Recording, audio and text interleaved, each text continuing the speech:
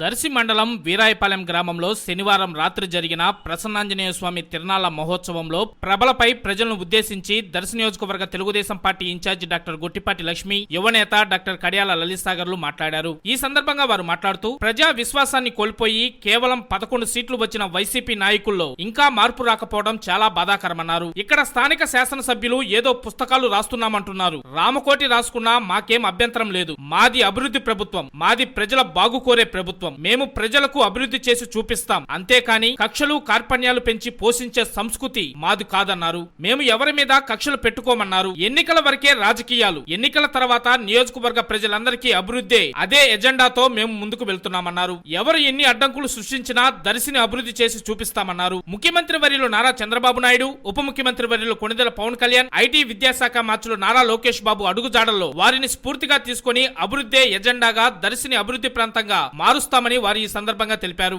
మీ ఉడత ఊపులకు భయపడేవారు ఎవరూ లేరని, సినిమాలు చూపించే రోజులు పోయి అభివృద్ధి చేసి చూపించే రోజులు వచ్చాయి. ఇక దర్శి ప్రాంతానికి మంచి రోజులు వచ్చాయని ప్రజలందరూ ఆనందం పడుతుంటే ఓర్వలేక ఇక్కడ ఎమ్మెల్యే కార్యకర్తలను రెచ్చగొట్టే ప్రయత్నం చేస్తున్నారన్నారు. అయినా అప్రమత్తతో ప్రజల అభివృద్ధి వైపు పరుగులు తీస్తున్నారన్నారు. మాది అభివృద్ధి, ప్రజా ఆశీస్సులతో ప్రజా ప్రభుత్వంలో ప్రజల కోసం సేవకుల వలె పనిచేస్తున్నామని ఈ సందర్భంగా మాట ఇస్తున్నామన్నారు. ఈ కార్యక్రమంలో దర్శి మార్కెట్ యార్డ్ చైర్మన్ దారం నాగవేణి సుబ్బారావు, దర్శి మండల పార్టీ అధ్యక్షులు మారెల వెంకటేశ్వర్లు, దర్శి టౌన్ పార్టీ అధ్యక్షులు చిన్న, తూర్పు వీరాయపాలెం గ్రామ టీడీపీ నాయకులు మరియు నియోజకవర్గంలోని వివిధ హోదాల్లో ఉన్న కూటమి నాయకులు, కార్యకర్తలు, అభిమానులు తదితరులు భారీ సంఖ్యలో పాల్గొన్నారు.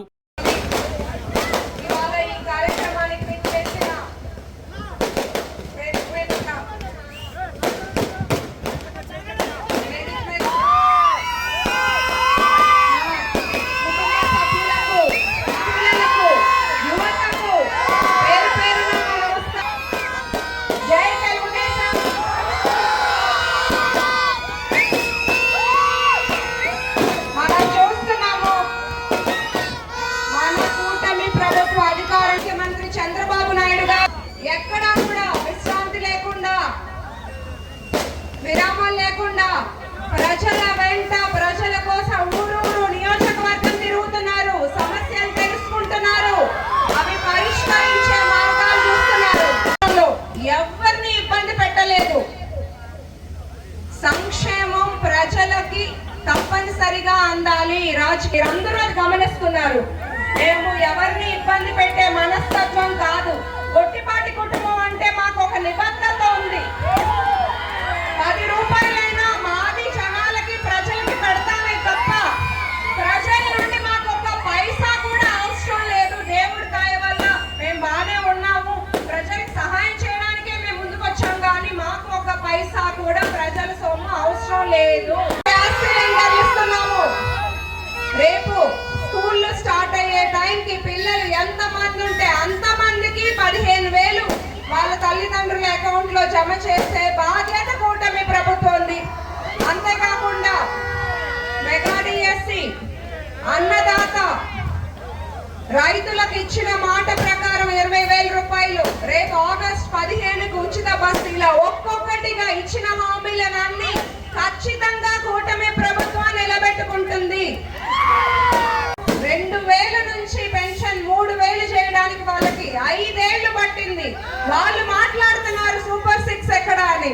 మన ప్రభుత్వం అధికారంలోకి వచ్చాక పెన్షన్ ఒక్క నెలలో 3,000 నుండి 4,000 చేసి, అంతే గత 3 నెలల బకాయిలు కూడా కలిపి 7,000 ఇచ్చిన ప్రభుత్వం ఎవరన్నా ఉన్నారా అంటే మన దేశంలోనే ఆంధ్రప్రదేశ్ లో కూటమి ప్రభుత్వం మాత్రమే.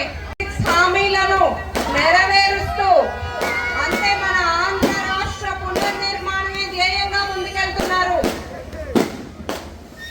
సూపర్ 6 ఇచ్చిన మాట ప్రకారం ఒక్కొక్కటిగా మన రాష్ట్రం ఆర్థిక విధ్వంసంలో ఉన్న, గత 5 ఏళ్లు అధోగతి పాలైన, ఇంతటి సంక్షోభంలో కూడా సంక్షేమం, అభివృద్ధి, సమపాలనలు ఇవ్వగలిగిన ఏకైక వ్యక్తి గౌరవ ముఖ్యమంత్రి చంద్రబాబు నాయుడు గారు.